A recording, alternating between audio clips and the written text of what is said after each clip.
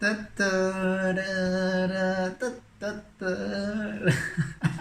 pala to TikTok. Hello! Welcome back. It's Itschesterrific again. And welcome. So, shout out pala kay Sir RV. Thank you for subscribing to my channel. And my Thai friend, Sawadee Krap, Netiwad Umrad. Thank you again for subscribing my channel. So, today we'll be having, we're not gonna have Thai food. So, Filipino food tayo. It would be Tuna Sisig. It's actually my Yaya Remy's recipe.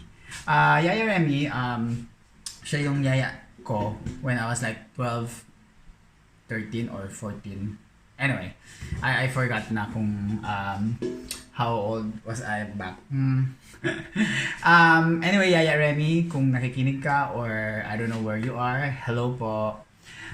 So, ito yung recipe niya. She used to cook this recipe. Kanina pa ako nag-iisip eh. Sabi ko, ano nga ba yung nilagay niya doon sa... Kasi I used to watch pag nagluluto siya. Nandun lang ako sa tabi niya. Tinitingnan ko ano yung ginagawa niya. Pero I'll try to recreate it. Sana makuha ko yung tamang lasa. Oh, Apuchi 8, hello by the way. Ito rin yung ni-request mong menu na gawin ko. Or rather recipe na gawin ko the other day.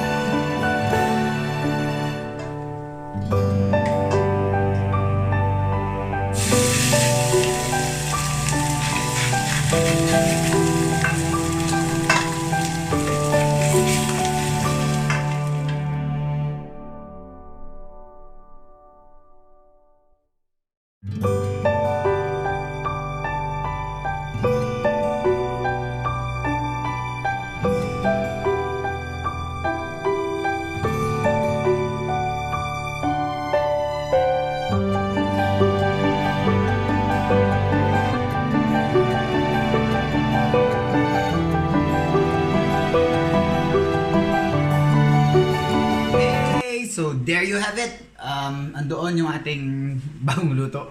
Ang init kasi kaya hindi ko siya madadala kasi I use the cast iron pan. Pero tinransfer ko na lang siya sa maliit na lalagyan. There. Sobrang konti lang kasi mahirap na. Mahirap nang masyadong marami ang nakakain ko. Okay. So, ito na. Tadaan!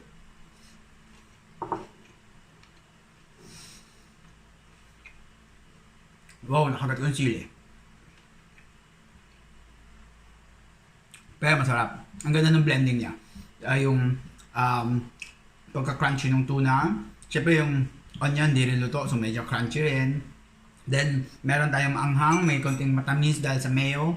Calamansi flavor and the garlic flavor. Woo! So, ano naman magda-diet nito? Ito na naman tayo.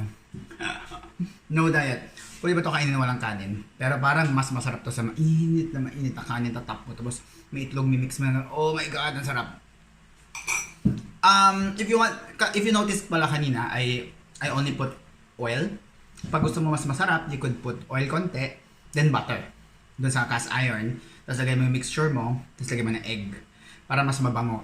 Since wala akong butter, so pagpasensyahan na nyo, oil lang ginamit ko. But it's the flavor is almost the same.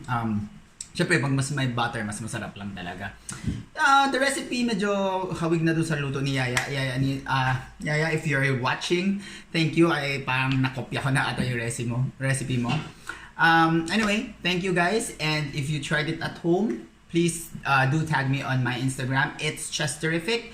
And don't forget to subscribe my channel and also share to your friends. See ya!